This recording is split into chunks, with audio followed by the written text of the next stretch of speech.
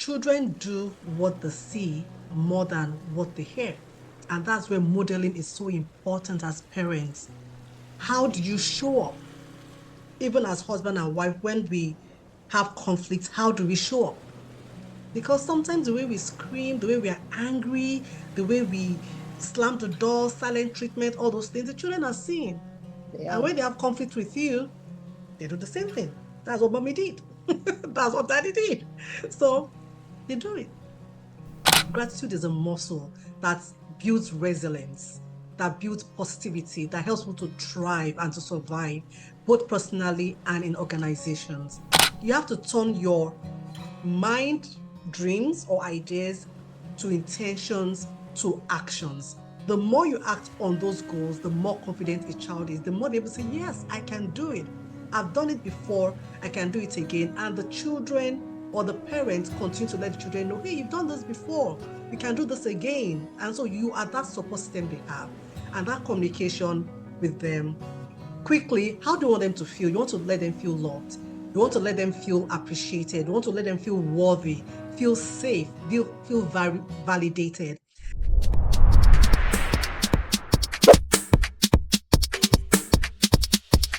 Welcome to another episode of Chatting with the Experts TV show hosted by me, Paula Okonneh.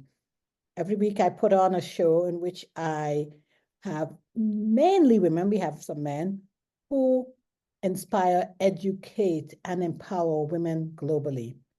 And last week, our topic was multi-directional communication for effective parenting.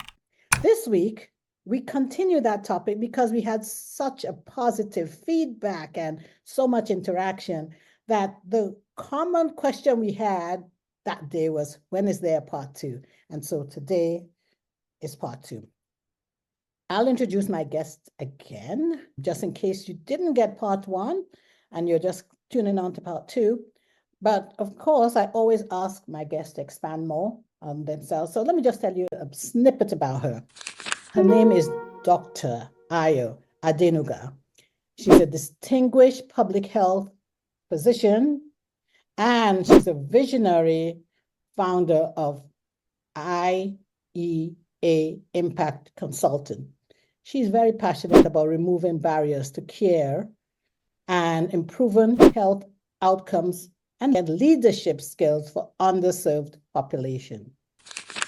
Today, we are continuing part two. And so I'm not going to waste too much time introducing her because you got to look at part one to hear what we're talking about today. And so with that, I want to welcome Dr. Ayo Adenuga to Talking with the Experts. Thank you. I'm so honored to be back here again. As you said, we had a fantastic time last week. It was engaging, it was interactive, a lot of questions, and we are back again just to continue and make sure that those questions that were being asked, we're able to address them, in a comprehensible and holistic manner. So today, because some people might not have joined us last week, I'll just give a very quick recap of what multidirectional communication is. It's just communication across multiple channels, okay, in different directions, removing all hierarchy, removing all barriers, and making sure that everybody's being heard and there's connection in the home or even in organizations. And there's that bond that just brings people together because everybody feels heard, everybody feels seen, and everybody is in a safe space within themselves and outwards. So we spoke about the 4 types of communication, which is self-communication. We have the top-down, up-down communication. We have the horizontal communication and external communication. So the first thing we spoke about is self-communication, and that's creating this positivity within yourself, making sure that you're in a safe space to be happy, you are intentional about having positivity within yourself, and you are in a place whereby you can pour from a full cup to your family. And we said the 4 things you need to do is the 4 C's. Number 1, curiosity. Every day, ask yourself, how do I feel today? What is my body telling me? The second one is connection. How am I connecting to the higher power than myself? I'm a faith-based person, and that's God. And I also communicate to myself through affirmations. Connect with myself through affirmation. The other thing is compassion, being kind to yourself, having self-care. And the fourth is collaboration, leveraging other people around you, either family, friends, or even coaches, making sure that you don't hide that thing that continues to kill you. Then the other thing we spoke about is communicating with your partner. How do you communicate with your partner so that you're on the same page? And because you are both aligned, you're able to model what it takes to live in harmony to your children. So the first thing is be intentional about building relationship with your spouse, because when you build that positive relationship, there's less defensiveness, there's less bitterness in the relationship because that relationship is there. Then validate your husband or your partner, husband or wife, because we had men joining us as well. So validate their feeling. Don't throw it away. Don't feel they're not enough. Avoid criticism. Avoid being judged or judging your partner. Focus on affection. Focus on communication. Focus on being kind, being respectful, and focus on collaboration. Let it be us versus the world, not me and my partner against ourselves, because it really breaks down a lot of things. Yeah. Then have a positive regard for your spouse, either male or female. Have a positive regard for them. Just show the children that this person is the authority in this home. The husband can say, my wife is the authority in this home when I'm not around. You children need to listen to her. Or the wife respects the husband's authority and ensure that everybody aligns. So that's so important to that. Yes. Yep. So that's a recap. Thank you so much. Because, as we said, it was multi-directional communication for effective parenting. And so a lot of what you were saying was so that children would also be able to mirror what they see in the home at a later stage of life. And so that's kind of what you're delving in today, right? Communication. Absolutely. And I want to say that parenting and communicating to our children is just the fulcrum of relationship. Many relationships thrive on that communication and connection.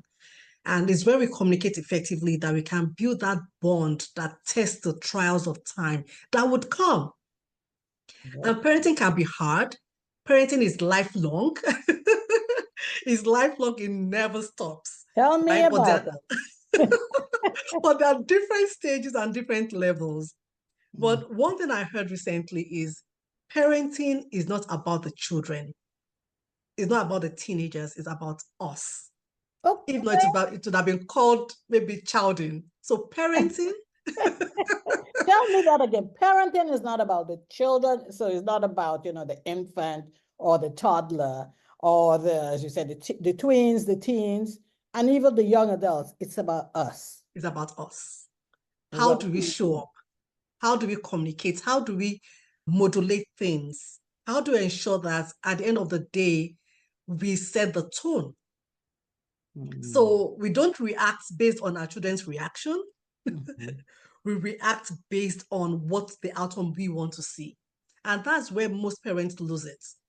They feel it's about the child, and this child has to get it right, this child is this, and we don't look inwards of what we can do.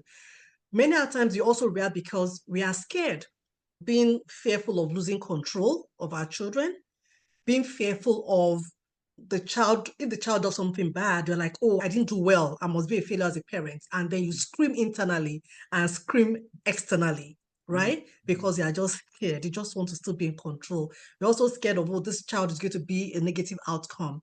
But in all that situation, we don't even have control over our children throughout their lifetime. They would grow to be 18, 21, they're going to leave and they'll be in charge of their family. And then, do you really have control? No. So let's talk about what it takes to be an effective parent. I mentioned 4 things last week, and that's number 1, what do you want your children to know? What are you going to communicate with them? Yes. Second, what do you want your children to see? Third, what do you want your children to feel? And then what do you want them to do? We are going to break this down into various things. So the first thing is that what do you want them to know? What do you want them to know? Okay. If you see my hand, that's because I'm writing. All right. Please do. Okay. Go ahead. Everybody out there, please, as you're listening, please jot down, write down. You would go back to your notes and review them. They'll be very helpful to you. Yes. So I have 3 G's and 1 C. Number 1 is great. The first G is great. Now, you need to let your family, your children know about the family values. That's the principle you stand on. So it's not about how I feel. It's not about my Ego is about the values. It's about integrity, honesty, discipline, respect, love, kindness. So when the behavior doesn't align, you can point them back to those values. So you need to teach your children, let them know the family values. The second thing we need to teach our children is being able to problem solve.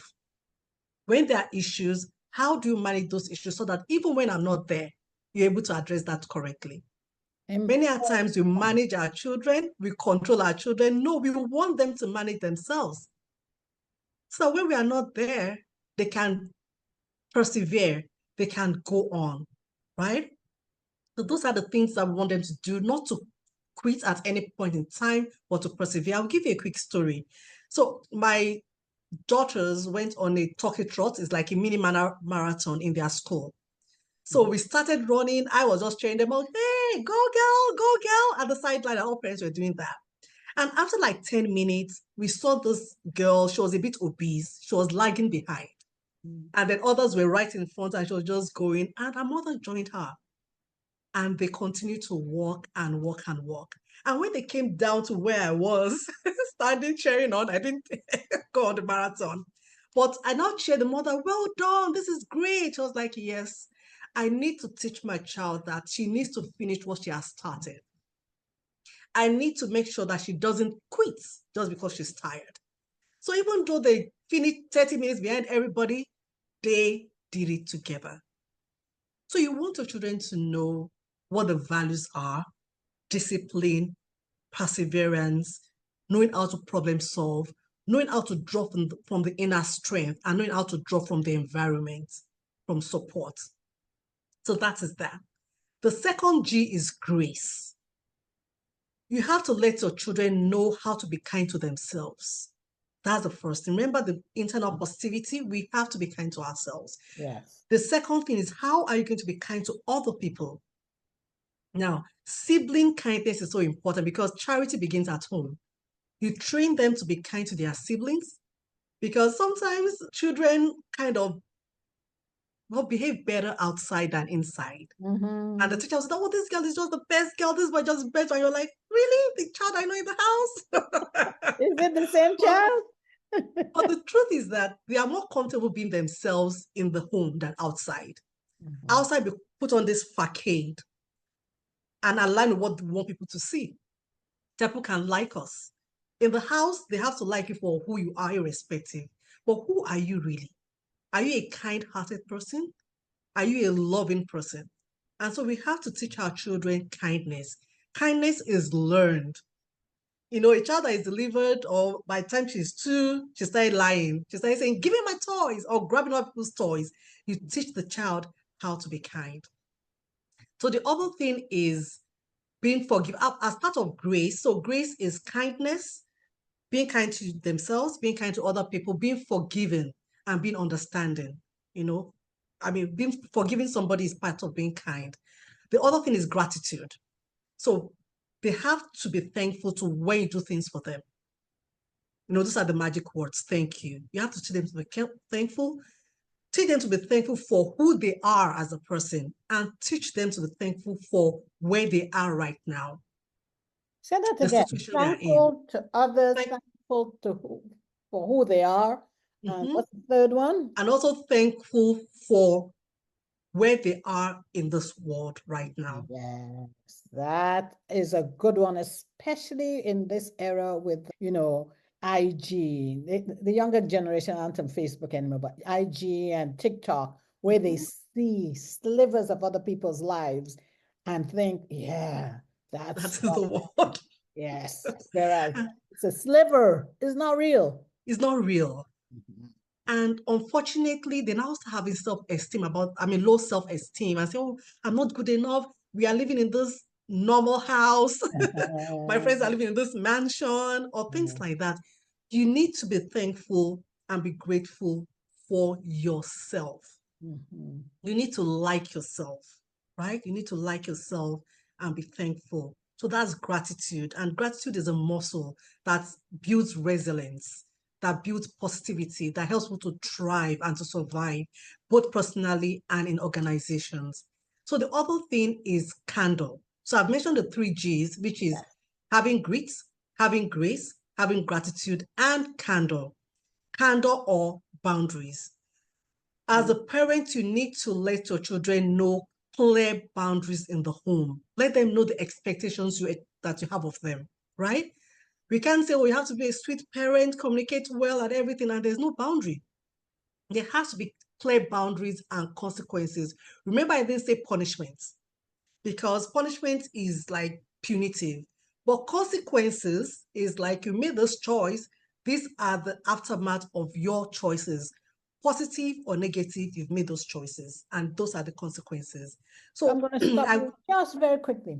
All right. Yeah. So you're talking to an audience that is very mixed. We have some young people, and we have some who are like my generation. We are baby boomers. And as you said, parenting doesn't end once the child is 18 and they go.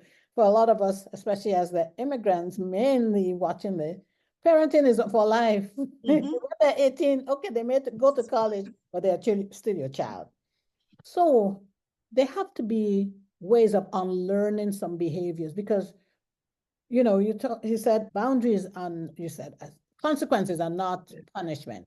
And our generation grew up where there was more punishment. Nobody, most times, and you know, I'm just generalizing, you weren't given a reason that mom or dad were doing this. You were told if you don't hear, you will feel. How does someone unlearn that? That's a great question. So the difference between consequence and punishment is punishment, you're just waiting for that child to flound that rule. And then you put the rod, right? You put the rod, you do this, you know, I give you the rod, I remove these privileges, I do this. But consequence is teaching first. You teach the child the right values. You teach the child what to do. You show the child how to do it. That's why modeling is important. And then you let the child know the consequences of their actions. And so, for instance, let's say they didn't wash the plate as once. The rule can be if you don't wash or do your chores here, you have to wash the plate for the next 2 days. So you say, oh, I see that you didn't wash your plates, and you know the consequence of not washing the plates today is that you watch for the next 2 days. So I expect of you that in the next 2 days you're going to wash it. So that's the consequence of not doing your chores, right? So that's the consequence. So it's not like, so the child knows you chose not to do it, and then these are the consequences. If the child does not grumble, does not complain and everything, there's something called grace, right? Grace, okay, I see you're repentant. I see you did your chores quickly. Okay, we can step down from 2 days to 1 day, but they still have to pay those consequences because you can't have a back without a bite. And that's where many patients and many parents fail, whereby they'll say, I'm going to do this, then they don't. And so the child learn, if I do it, nothing's going to come out of it. Yeah. All right. So that's communicating with children. Yes. And we learned the 3 Gs and 1C. I love all of that. What about communicating amongst themselves and with others? Yeah, that's very important. Now, communicating, even though I did mention what do you want them to see, what do you want them to know, I want to just quickly say that what you want them to see is about possibilities. Many children have very low self-esteem of themselves, but you want to let them know that they are made in the image of God. You want to let them know that anything is possible. You want to let them know that when they put their hearts to it, they can do it. You have to let them know that their confidence is rooted in God. With God, all things are possible, right? So please, as parents, let your children have that self-confidence they need in themselves. And many a times it's from actions. You have to turn your mind, dreams, or ideas to intentions to actions. The more you act on those goals, the more confident a child is, the more they will say, yes, I can do it. I've done it before, I can do it again. And the children or the parents continue to let the children know, hey, you've done this before, you can do this again. And so you are that support system they have. And that communication with them quickly, how do you want them to feel? You want to let them feel loved. You want to let them feel appreciated. You want to let them feel worthy, feel safe, feel validated. And I want to quickly talk about the strategies, and that's going to your question. Communicating even from parents to the children, and that's actually verbal and non-verbal communication. So there are strategies for communicating positively and assertively with children. Now, let us move away from being judgmental, being accusatory, mimicking the child, criticizing the child, evaluating the child. The child does something, you're like, you're just this child, you're just a bad child, you're just a wicked child, you are irresponsible, you are senseless. No, don't call names. Don't make it about the person, make it about the situation, right? So we have to move away from judging to being descriptive in our communication. So I'm going to share a few things you have to do. Number one, when a child does something, and they would always mess up. Parents will mess up, children will mess up, but how can we make it better? They'll always make wrong choices, to be sincere. But what we can do is do three things. Number one, describe the situation or describe the behavior. I noticed you didn't lay your bed. I noticed you slammed the door. I noticed you were shouting just now. Or I found this in your room, whatever it is, what is it about? Right? Show how you feel about it. Oh, I feel disrespected when you shout. I feel disrespected when you raise your voice at me. I feel disrespected when, so you just say that. You say how you feel. Or you say, oh, I'm worried about your choices. I'm worried about the things you've done. I found this maybe condom or cigarettes or drugs or whatever you see in your child's room. I found this in your room. I'm very worried about the choices you are making. You know that, then you talk about the consequences. These behaviors can cause you to lose your job, can cause you to lose your life, can cause you not to have television or your phone in the next 2 days. I noticed, so let it be about those things. Or you say, you were screaming so hard this morning. I noticed you were screaming. What was that about? So that way, it's about that behavior. Don't make it, and to be sincere, I've made that mistake before, where my daughter would do something, I'll say, you're talking back. That is pride. I know it's a hard thing, but I'll say that is pride. That means you're prideful. And she started internalizing it. Oh, I'm just a proud person. I'm a bad person. And it made her feel very resentful. Mm-hmm. To say, it makes me feel as if I'm the problem. So rather than facing the situation, I translated that situation to her. Mm-hmm. And I learned the hard way. And that's why I'm telling parents this as well. We have to make sure in all our communication is about the situation and whatever consequences comes from that, however you are feeling. And I'll just give a very quick, my son, recently he went over his boundaries. I'll just read the text I wrote to him, and this is live. This is my phone. I said, hey, I noticed you chose to go against your dad, my instructions, and God's command for obedience. This makes me really worried for you that you chose the consequence of disobedience and defiance. You chose to damn our plea and instructions not to do this thing. And it worries me that you are willing to lose all privileges as a consequence of your actions. And then I told him what I expect. I expect you to come home at this moment, and I said, let the Spirit of God guide your decision. And he said, just one sentence, I will come home. So I didn't make it about, oh, why do you want to destroy your life? Why do you want to da? Of course, it takes learning, it takes skills. I was about to say yes. It took you some time to be able to practice that and put it into action with your children. Exactly, but it can be learned. And be learned. It can be, we have to, it's not as if initially you will not go all haywire, freak out and be angry, but you have to modulate and regulate. You don't allow your child's behavior to regulate your own outcome. You have to always have the end in mind. What do I want to see? So quickly, again, because of time, the things you have to say, like I said, instead of giving orders, you can describe the problem. Instead of attacking the teenager, you can describe how you feel. instead of threats and orders. Give choices. Maybe ask them to wash the plate. They've not done it. I noticed they didn't wash the plate. It makes me feel very agitated when I get to the kitchen and it's all scattered. I don't feel you really respected the rules in the house.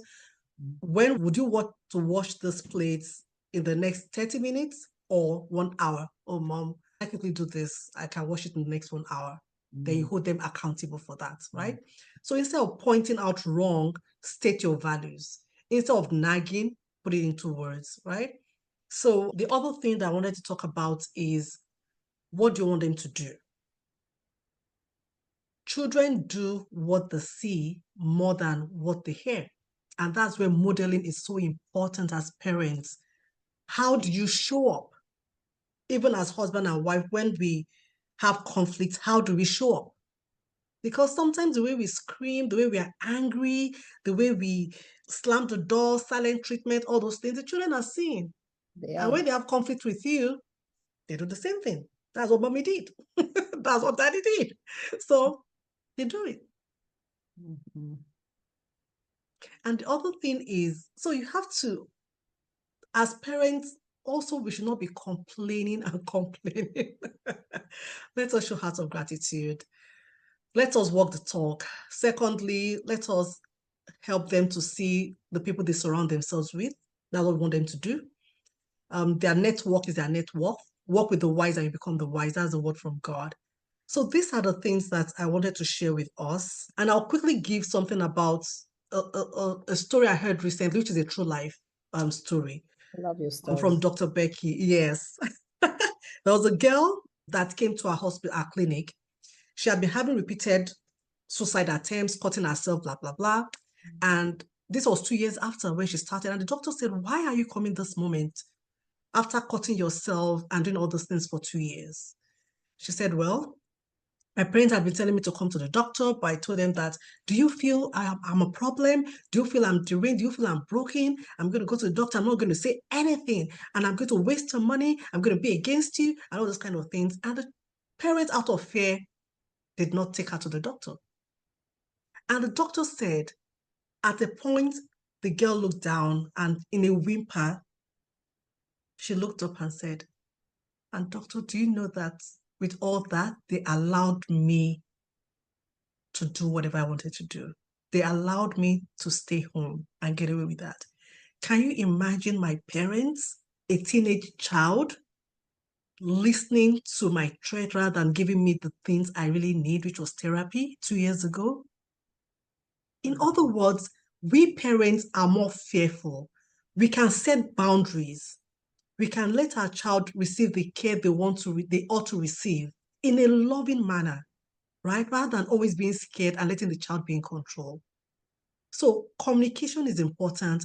Boundaries are important. They will thank us for parents that have the right authority and influence rather than allowing them to just do whatever they have to do, especially before they turn 18 in the US.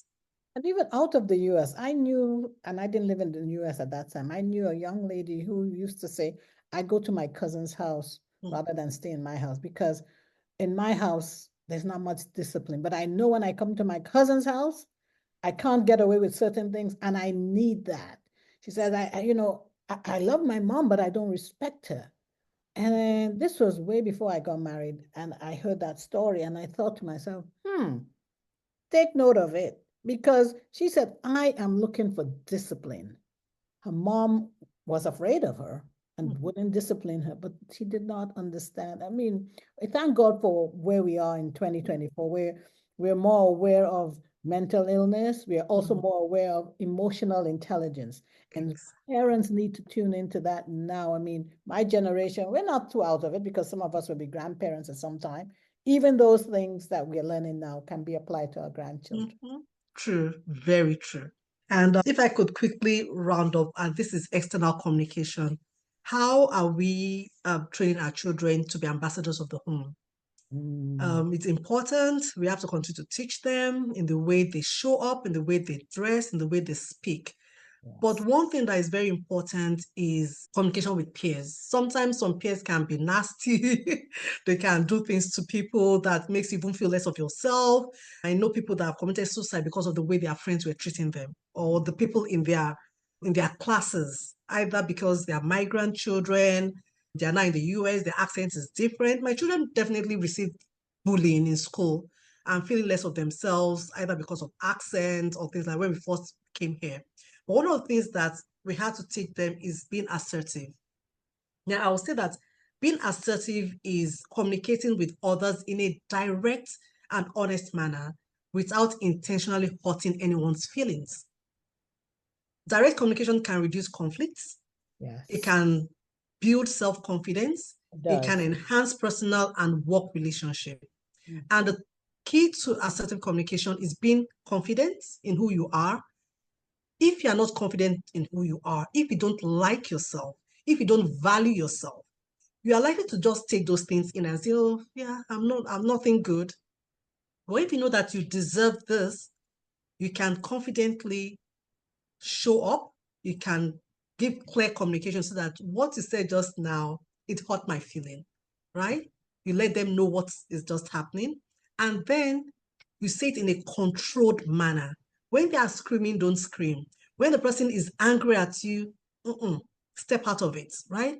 That way they see you're in control. The girl I coached recently, she had so much trouble with that after coaching her and she went back to school, so people were like, are you in some kind of therapy? They saw a change in how she showed up. They saw a change in how she communicated. They saw a change in how she was unfazed by things they said. But so parents, summing all this up, the way we communicate in our family is a fulcrum of how our children would show up, how we would have that bond that makes them excel in every area of their lives. So thank you. Thank you. This is awesome. This is, I mean, so good that I want to say, if someone would like to continue being in communication with you, where can they find you online or follow you online? Yeah, you could follow me online at Dr. Ayo Adenuga or at Ace Parenting on IG or Facebook. And you can also send an email, aceparenting@gmail.com. I'll be willing to answer your questions. I'll be willing to work with you, to connect with you, and just help you to navigate those challenges that are unique to teenage years so you can be successful personally and professionally. Well, thank you for listening. I really appreciate all of you being here today. Absolutely. Thank you. And for those of you who have heard Dr. Ayo Adenuga and would like to be a guest on my show, just like she has been, you can reach out to me on my website, which is chattingwiththeexperts.com. You can follow me on Instagram, and my handle there is @chat_experts_podcast. You can also communicate with me on LinkedIn. I'm on LinkedIn. Just search for Paula Okonneh. And in the same way, you can find me on Facebook. Just search again for Paula Okonneh. Thank you, Dr. Ayo. You are great, and we say thank you for being a blessing to us, parents, grandparents who are listening, and the younger generation who are part of us as well. Thank you. Yeah.